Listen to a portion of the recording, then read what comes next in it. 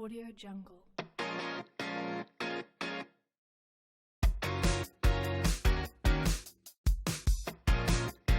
Audio Jungle.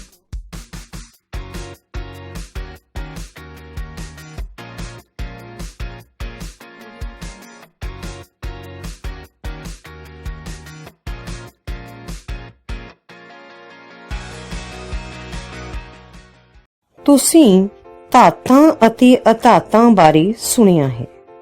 ਧਾਤਾਂ ਅਤੇ ਅਧਾਤਾਂ ਨੂੰ ਅਸੀਂ ਭੌਤਿਕ ਗੁਣਾਂ ਦੇ ਆਧਾਰ ਤੇ ਪਹਿਚਾਨ ਸਕਦੇ ਹਾਂ।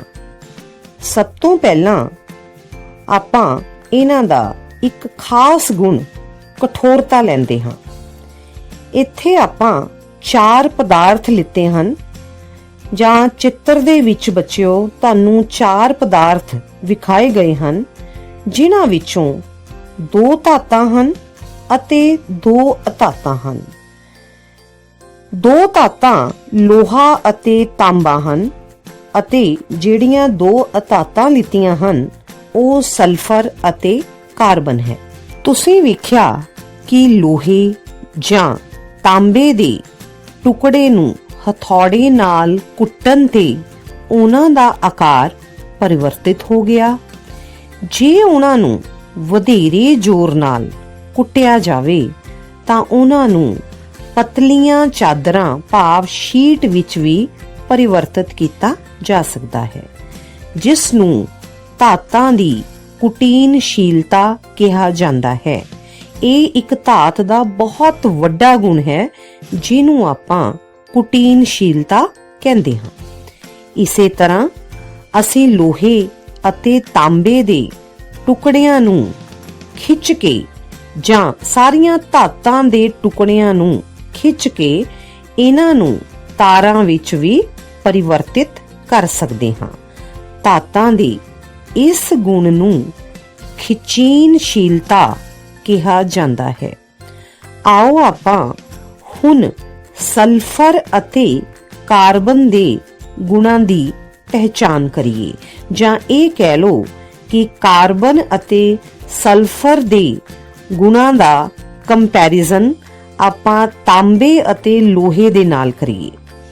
ਸਲਫਰ ਅਤੇ ਕਾਰਬਨ ਦੇ ਟੁਕੜਿਆਂ ਨੂੰ ਜਦੋਂ ਹਥੌੜੇ ਨਾਲ ਕੁੱਟਿਆ ਜਾਂਦਾ ਹੈ ਤਾਂ ਉਹ ਟੁੱਟ ਜਾਂਦੇ ਹਨ। ਇਸ ਤੋਂ ਇਹ ਸਿੱਧ ਹੁੰਦਾ ਹੈ ਕਿ ਅਧਾਤਾਂ ਨਰਮ ਹੁੰਦੀਆਂ ਹਨ, ਜਦ ਕਿ ਧਾਤਾਂ ਕਠੋਰ ਹੁੰਦੀਆਂ ਹਨ। ਧਾਤਾਂ ਤੋਂ ਬਣੀਆਂ ਵਸਤਾਂ ਜਿਵੇਂ ਲੋਹੇ ਜਾਂ ਤਾਂਬੇ ਨੂੰ ਜਦੋਂ ਸਖਤ ਸਤ੍ਹਾ ਨਾਲ ਟਕਰਾਇਆ ਜਾਂਦਾ ਹੈ ਤਾਂ ਇੱਕ ਨਿਨਾਦ ਧੁਨੀ, ਜਿਹਨੂੰ ਆਪਾਂ ਰਿੰਗਿੰਗ ਸਾਊਂਡ ਕਹਿ ਦਿੰਦੇ ਹਾਂ, ਪੈਦਾ ਹੁੰਦੀ ਹੈ। ਜਦ ਕਿ ਅਧਾਤਾਂ ਜਿਵੇਂ ਸਲਫਰ ਅਤੇ ਕਾਰਬਨ ਜਦੋਂ ਸਖਤ ਸਤ੍ਹਾ ਨਾਲ ਟਕਰਾਉਂਦੀਆਂ ਹਨ ਤਾਂ ਉਹਨਾਂ ਵਿੱਚ ਅਜਿਹੀ ਕੋਈ ਵੀ ਆਵਾਜ਼ ਪੈਦਾ ਨਹੀਂ ਹੁੰਦੀ, ਜਿਸ ਕਰਕੇ ਉਹ ਧੁਨਿਕ ਨਹੀਂ ਹਨ। ਭਾਵ ਧਾਤਾਂ ਧੁਨਿਕ ਹਨ ਅਤੇ ਅਧਾਤਾਂ ਧੁਨਿਕ ਨਹੀਂ ਹਨ। ਧਾਤਾਂ ਅਤੇ ਅਧਾਤਾਂ ਦਾ ਇੱਕ ਹੋਰ ਗੁਣ ਉਹਨਾਂ ਦੀ ਚਾਲਕਤਾ ਹੈ। ਕਿਸੇ ਵਸਤੂ ਵਿੱਚ ਬਿਜਲੀ ਦਾ ਪ੍ਰਵਾਹ ਹੁੰਦਾ ਹੈ ਜਾਂ ਨਹੀਂ, ਇਸ ਨੂੰ ਜਾਣਨ ਲਈ ਆਪਾਂ ਇੱਕ ਬਿਜਲੀ ਦਾ ਸਰਕਟ ਲੈਂਦੇ ਹਾਂ ਅਤੇ ਇਸ ਵਿੱਚ ਧਾਤਾਂ ਅਤੇ ਅਧਾਤਾਂ ਨੂੰ ਵਾਰੀ-ਵਾਰੀ ਲਗਾ ਕੇ ਵੇਖਾਂਗੇ। ਲੋਹਾ ਜਾਂ ਤਾਂਬੇ ਦਾ ਟੁਕੜਾ ਜਦੋਂ ਅਸੀਂ ਇਸ ਬਿਜਲਈ ਸਰਕਟ ਵਿੱਚ ਲਗਾਉਂਦੇ ਹਾਂ ਤਾਂ ਸਰਕਟ ਪੂਰਾ ਹੋ ਜਾਂਦਾ ਹੈ ਅਤੇ ਸਾਡੀ ਸਰਕਟ ਵਿੱਚ ਲੱਗਿਆ ਬਲਬ ਜਗ ਜਾਂਦਾ ਹੈ। ਅਤੇ ਸਲਫਰ ਦਾ ਟੁਕੜਾ ਲਗਾਉਣ ਨਾਲ ਬਿਜਲੀ ਦਾ ਸਰਕਟ ਪੂਰਾ ਨਹੀਂ ਹੁੰਦਾ ਅਤੇ ਬਲਬ ਨਹੀਂ ਜਗਦਾ। ਭਾਵ ਧਾਤਾਂ ਬਿਜਲੀ ਦੀਆਂ ਚਾਲਕ ਹੁੰਦੀਆਂ ਹਨ ਅਤੇ ਅਧਾਤਾਂ ਨਹੀਂ ਹੁੰਦੀਆਂ, ਜਾਂ ਇਹ ਕਹਿ ਲਓ ਕਿ ਧਾਤਾਂ ਬਿਜਲੀ ਦੀਆਂ ਚਾਲਕ ਹਨ ਅਤੇ ਅਧਾਤਾਂ ਕੁਚਾਲਕ ਹਨ।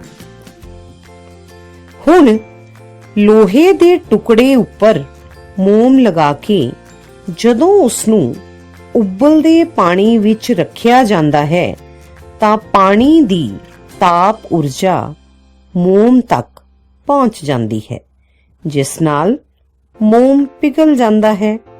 ਇਸੇ ਤਰ੍ਹਾਂ ਕਾਰਬਨ ਦੇ ਟੁਕੜੇ ਦੇ ਉੱਪਰ ਮੋਮ ਲਗਾ ਕੇ ਉਬਲਦੇ ਪਾਣੀ ਵਿੱਚ ਰੱਖਿਆ ਜਾਂਦਾ ਹੈ ਤਾਂ ਪਾਣੀ ਦੀ ਤਾਪ ਊਰਜਾ ਮੋਮ ਤੱਕ ਨਹੀਂ ਪਹੁੰਚਦੀ ਅਤੇ ਮੋਮ ਨਹੀਂ ਪਿਘਲਦਾ। ਇਸ ਤੋਂ ਪਤਾ ਚੱਲਦਾ ਹੈ ਕਿ ਧਾਤਾਂ ਤਾਪ ਦੀਆਂ ਚਾਲਕ ਹੁੰਦੀਆਂ ਹਨ ਅਤੇ ਅਧਾਤਾਂ ਤਾਪ ਦੀਆਂ ਕੁਚਾਲਕ ਹੁੰਦੀਆਂ ਹਨ। ਧਾਤਾਂ ਚਮਕੀਲੀਆਂ ਹੁੰਦੀਆਂ ਹਨ ਅਤੇ ਅਧਾਤਾਂ ਚਮਕ ਰਹਿਤ ਹੁੰਦੀਆਂ ਹਨ।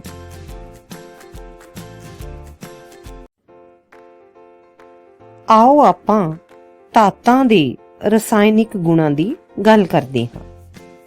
ਧਾਤਾਂ ਦੀ ਆਕਸੀਜਨ, ਪਾਣੀ, ਤੇਜ਼ਾਬਾਂ ਅਤੇ ਖਾਰ ਦੇ ਨਾਲ ਰਸਾਇਣਿਕ ਕਿਰਿਆ ਵੇਖਦੇ ਹਾਂ। ਸਭ ਤੋਂ ਪਹਿਲਾਂ ਧਾਤਾਂ ਦੀ ਆਕਸੀਜਨ ਨਾਲ ਕਿਰਿਆ ਕਰਦੇ ਹਾਂ।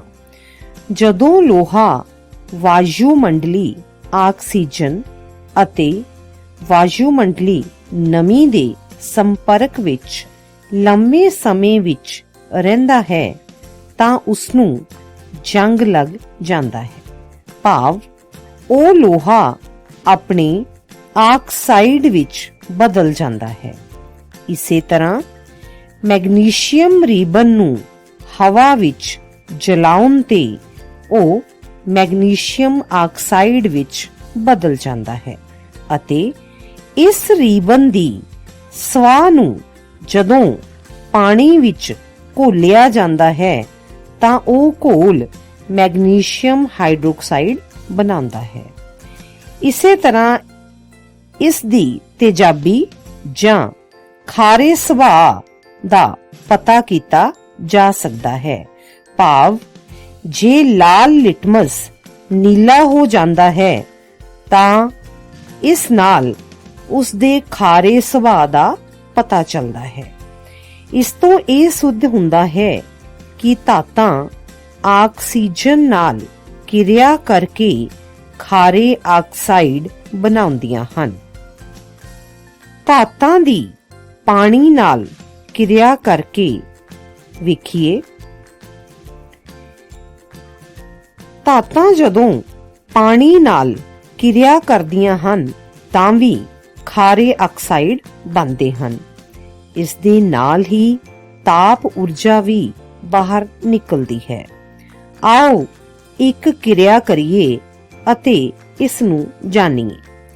ਇੱਕ ਤਕਰੀਬਨ 250 ਮਿਲੀਲੀਟਰ ਦਾ ਬੀਕਰ ਲਓ ਅਤੇ ਇਸ ਨੂੰ ਅੱਧਾ ਪਾਣੀ ਨਾਲ ਭਰ ਲਵੋ ਅਤੇ ਸਾਵਧਾਨੀ ਨਾਲ ਇੱਕ ਛੋਟਾ ਸੋਡੀਅਮ ਧਾਤ ਦਾ ਟੁਕੜਾ ਕੱਟੋ ਅਤੇ ਇਸ ਸੋਡੀਅਮ ਧਾਤ ਦੇ ਟੁਕੜੇ ਨੂੰ ਫਿਲਟਰ ਪੇਪਰ ਦੀ ਵਰਤੋਂ ਕਰਕੇ ਸੁਖਾ ਲਓ ਅਤੇ ਇਸ ਨੂੰ ਹੁਣ ਰੂੰ ਦੇ ਇੱਕ ਛੋਟੇ ਜਿਹੇ ਟੁਕੜੇ ਵਿੱਚ ਲਪੇਟ ਕੇ ਇਸ ਨੂੰ ਪਾਣੀ ਦੇ ਬੀਕਰ ਵਿੱਚ ਪਾ ਦਿਓ। ਅਸੀਂ ਵੇਖਾਂਗੇ ਕਿ ਸੋਡੀਅਮ ਪਾਣੀ ਨਾਲ ਤੇਜ਼ ਪ੍ਰਤੀਕਿਰਿਆ ਕਰਦਾ ਹੈ ਅਤੇ ਸੋਡੀਅਮ ਦੇ ਟੁਕੜੇ ਨੂੰ ਅੱਗ ਲੱਗ ਜਾਂਦੀ ਹੈ। ਹੁਣ ਬੀਕਰ ਨੂੰ ਹੱਥ ਲਗਾ ਕੇ ਵੇਖੋ। ਤੁਸੀਂ ਵੇਖੋਗੇ ਕਿ ਪਾਣੀ ਵਾਲਾ ਬੀਕਰ ਗਰਮ ਮਹਿਸੂਸ ਹੁੰਦਾ ਹੈ। ਲਾਲ ਲਿਟਮਸ ਪੇਪਰ ਦਾ ਨੀਲਾ ਹੋਣਾ ਇਸ ਦੇ ਫੇਰ ਖਾਰੇ ਸੁਭਾਅ ਨੂੰ ਦਰਸਾਉਂਦਾ ਹੈ, ਜਿਸ ਤਰ੍ਹਾਂ ਕਿ ਅਸੀਂ ਪਹਿਲਾਂ ਵੀ ਵੇਖ ਚੁੱਕੇ ਹਾਂ। ਇਸ ਲਈ ਸੋਡੀਅਮ ਧਾਤ ਨੂੰ ਮਿੱਟੀ ਦੇ ਤੇਲ ਵਿੱਚ ਰੱਖਿਆ ਜਾਂਦਾ ਹੈ। ਬੱਚਿਓ, ਇੱਕ ਗੱਲ ਧਿਆਨ ਦੇਣ ਵਾਲੀ ਹੈ ਕਿ ਸਾਰੀਆਂ ਧਾਤਾਂ ਪਾਣੀ ਨਾਲ ਤੇਜ਼ ਪ੍ਰਤੀਕਿਰਿਆ ਨਹੀਂ ਕਰਦੀਆਂ। ਅਸੀਂ ਇੱਥੇ ਸਿਰਫ ਸੋਡੀਅਮ ਧਾਤ ਲਿੱਤੀ ਜਿਹੜੀ ਕਿ ਪਾਣੀ ਨਾਲ ਤੇਜ਼ ਪ੍ਰਤੀਕਿਰਿਆ ਕਰਦੀ ਹੈ। ਧਾਤਾਂ ਤੇਜ਼ਾਬ ਨਾਲ ਪ੍ਰਤੀਕਿਰਿਆ ਕਰਕੇ ਹਾਈਡਰੋਜਨ ਗੈਸ ਬਣਾਉਂਦੀਆਂ ਹਨ। ਇਸ ਨੂੰ ਕਿਰਿਆ ਦੁਆਰਾ ਸਮਝਦੇ ਹਾਂ। ਇੱਕ ਪਰਖ ਨਲੀ ਵਿੱਚ 5 ਮਿਲੀਲੀਟਰ ਪਤਲਾ ਸਲਫਿਊਰਿਕ ਤੇਜ਼ਾਬ ਲਓ ਅਤੇ ਇਸ ਬੀਕਰ ਵਿੱਚ 20 ਮਿਲੀਲੀਟਰ ਸਾਬਣ ਦਾ ਘੋਲ ਲਓ। ਪਰਖ ਨਲੀ ਵਿੱਚ ਦਾਣੇਦਾਰ ਜ਼ਿੰਕ ਪਾਓ। ਅਸੀਂ ਵੇਖਦੇ ਹਾਂ ਕਿ ਪਰਖ ਨਲੀ ਵਿੱਚ ਬੁਲਬੁਲੇ ਬਣਨੇ ਸ਼ੁਰੂ ਹੋ ਜਾਂਦੇ ਹਨ।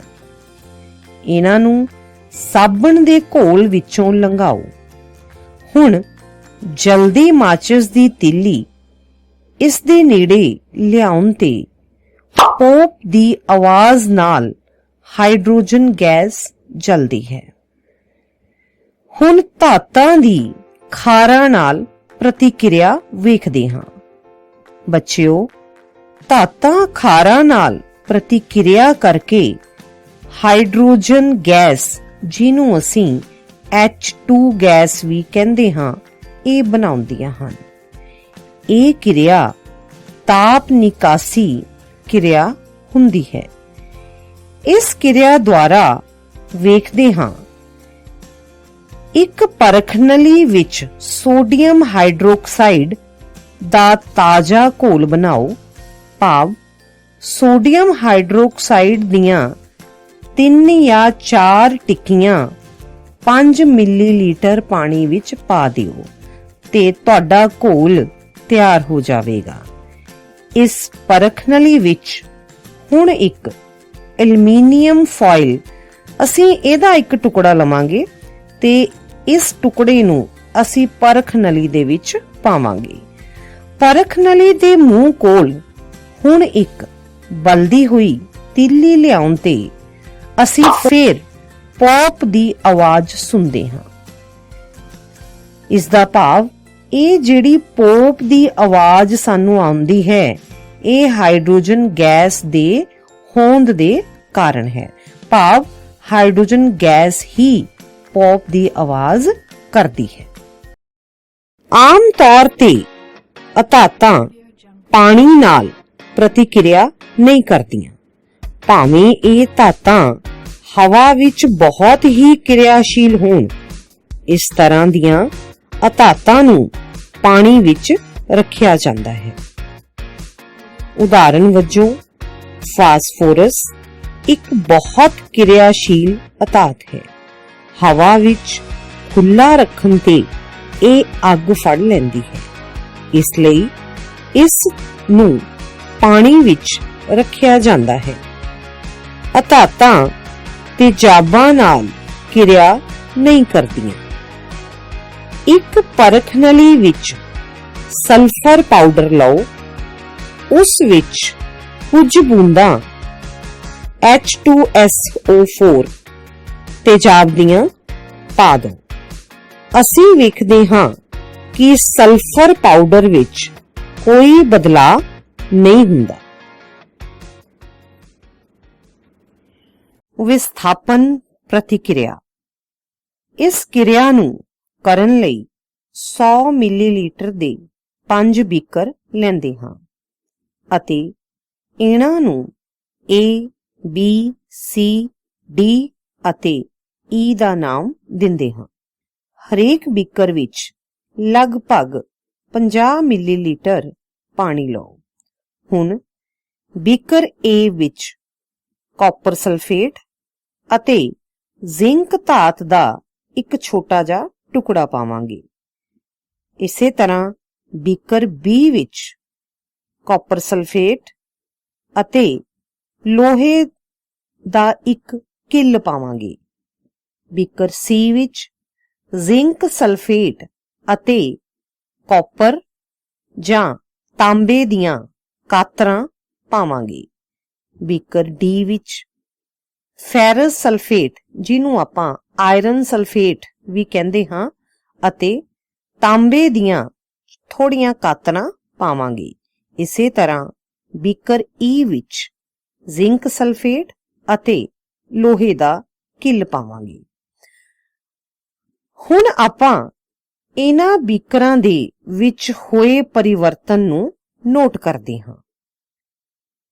ਬੀਕਰ A ਵਿੱਚ ਜ਼ਿੰਕ ਕਾਪਰ ਸਲਫੇਟ ਦੇ ਘੋਲ ਵਿੱਚ ਕਾਪਰ ਨੂੰ ਵਿਸਥਾਪਿਤ ਕਰਦਾ ਹੈ, ਭਾਵ ਕਾਪਰ ਅਲੱਗ ਨਿਕਲ ਕੇ ਉੱਥੇ ਜ਼ਿੰਕ ਜੁੜ ਜਾਂਦਾ ਹੈ। ਇਸ ਲਈ ਕਾਪਰ ਸਲਫੇਟ ਦਾ ਨੀਲਾ ਰੰਗ ਅਦਿੱਖ ਹੋ ਜਾਂਦਾ ਹੈ ਅਤੇ ਬੀਕਰ ਦੇ ਥੱਲੇ ਭਾਵ ਤਲ ਉੱਤੇ ਕਾਪਰ ਦਾ ਪਾਊਡਰ ਜਮ੍ਹਾਂ ਹੋ ਜਾਂਦਾ ਹੈ। ਇਸੇ ਤਰ੍ਹਾਂ ਬੀਕਰ B ਵਿੱਚ ਇਸ ਦਾ ਰੰਗ ਬੀਕਰ B ਦਾ ਹਰਾ ਹੋ ਜਾਂਦਾ ਹੈ। ਇਸ ਵਿੱਚ ਕਾਪਰ ਸਲਫੇਟ ਦੀ ਜਗ੍ਹਾ ਤੇ ਆਇਰਨ ਸਲਫੇਟ ਆ ਜਾਂਦਾ ਹੈ, ਭਾਵ ਕਾਪਰ ਦੀ ਜਗ੍ਹਾ ਤੇ ਆਇਰਨ ਆ ਕੇ ਜੁੜ ਜਾਂਦਾ ਹੈ। ਹੁਣ ਬੀਕਰ C ਅਤੇ D ਅਤੇ E ਦੇ ਵਿੱਚ ਕੋਈ ਵੀ ਪਰਿਵਰਤਨ ਨਹੀਂ ਹੁੰਦਾ। ਇਹ ਤਿੰਨੋਂ ਬੀਕਰਾਂ ਵਿੱਚ ਤੁਸੀਂ ਵੇਖੋਗੇ ਕਿ ਇਹ ਤਿੰਨ ਬੀਕਰ ਜਿੱਦਾਂ ਪਹਿਲਾਂ ਸੀ ਹੁਣ ਵੀ ਤੁਹਾਨੂੰ ਉਸ ਤਰ੍ਹਾਂ ਦੇ ਹੀ ਨਜ਼ਰ ਆਣਗੇ, ਕਿਉਂਕਿ ਕਾਪਰ ਜ਼ਿੰਕ ਸਲਫੇਟ ਵਿੱਚ ਜ਼ਿੰਕ ਨੂੰ ਪ੍ਰਤਿਸਥਾਪਿਤ ਕਰਨ ਦੇ ਸਮਰੱਥ ਨਹੀਂ ਹੈ, ਕਿਉਂਕਿ ਜ਼ਿੰਕ ਕਾਪਰ ਅਤੇ ਆਇਰਨ ਦੇ ਮੁਕਾਬਲੇ ਵਧੇਰੇ ਕਿਰਿਆਸ਼ੀਲ ਹੈ। ਹੁਣ ਆਪਾਂ ਅਧਾਤਾਂ ਦੀ ਆਕਸੀਜਨ ਨਾਲ ਪ੍ਰਤੀਕਿਰਿਆ ਵੇਖਦੇ ਹਾਂ। ਅਧਾਤਾਂ ਦੇ ਆਕਸੀਜਨ ਨਾਲ ਕਿਰਿਆ ਕਰਕੇ ਆਕਸਾਈਡ ਬਣਦੇ ਹਨ, ਜੋ ਸੁਭਾਅ ਵਿੱਚ ਤੇਜ਼ਾਬੀ ਹੁੰਦੇ ਹਨ। ਨੀਲੇ ਲਿਟਮਸ ਪੇਪਰ ਨੂੰ ਲਾਲ ਕਰ ਦਿੰਦੇ ਹਨ। ਆਓ ਆਪਾਂ ਇੱਕ ਕਿਰਿਆ ਰਾਹੀਂ ਵੇਖੀਏ। ਸਲਫਰ ਪਾਊਡਰ ਦੀ ਕੁਝ ਮਾਤਰਾ ਇੱਕ ਜਾਲਣ ਚਮਚ ਵਿੱਚ ਲਓ ਅਤੇ ਉਸ ਨੂੰ ਗਰਮ ਕਰੋ। ਜਿਵੇਂ ਹੀ ਸਲਫਰ ਆਕਸੀਜਨ ਦੀ ਮੌਜੂਦਗੀ ਵਿੱਚ ਜਲਣਾ ਸ਼ੁਰੂ ਹੋਵੇ ਤਾਂ ਚਮਚੇ ਨੂੰ ਇੱਕ ਗੈਸ ਜਾਰ ਜਾਂ ਕੱਚ ਦੇ ਗਲਾਸ ਵਿੱਚ ਰੱਖ ਦਿਓ ਅਤੇ ਗਲਾਸ ਨੂੰ ਇੱਕ ਢੱਕਣ ਨਾਲ ਢੱਕ ਦਿਓ ਤਾਂ ਕਿ ਸਲਫਰ ਡਾਈਆਕਸਾਈਡ ਜਿਹੜੀ ਗੈਸ ਬਣ ਰਹੀ ਹੈ ਉਹ ਬਾਹਰ ਨਾ ਜਾ ਸਕੇ। ਕੁਝ ਸਮੇਂ ਬਾਅਦ ਚਮਚ ਨੂੰ ਹਟਾ ਦਿਓ। ਗੈਸ ਜਾਰ ਵਿੱਚ ਥੋੜਾ ਜਿਹਾ ਪਾਣੀ ਪਾਓ ਅਤੇ ਇਸ ਨੂੰ ਫੇਰ ਢੱਕ ਦਿਓ।